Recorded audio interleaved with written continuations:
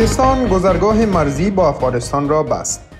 مسئولان محلی طالبان اعلام کردند گذرگاه مرزی ترخم از طرف پاکستان به روی ترانزیت کالاهای تجاری از افغانستان مسدود شده است.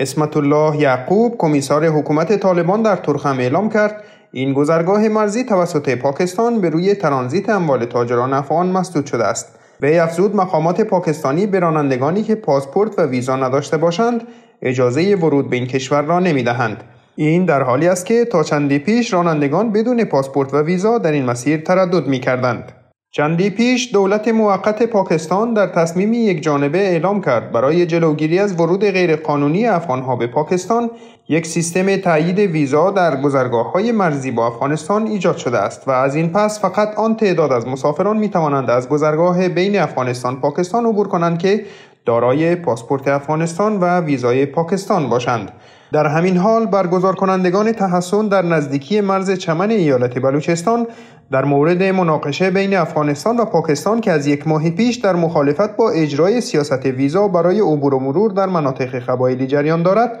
هشدار دادند گذرگاه مرزی چمن اسپین بولدک را به روی هر گونه تردد مسدود می‌کنند.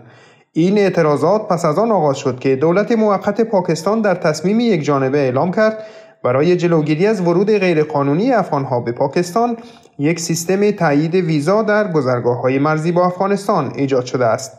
بر اساس این تصمیم رفت و آمد مردم مناطق قبایلی که از زمان تأسیس پاکستان با شناسنامه و کارت هویتی صورت می‌گرفت از این پس باید با استفاده از پاسپورت افغانستان و ویزای پاکستان صورت بگیرد و سایر مدارکی که در گذشته به قبایل ساکن اطراف خط دیورند در افغانستان به عنوان مجوز عبور از مرز برای دیدار با خانواده و تجارت داده شده بود فاقد اعتبار شده است.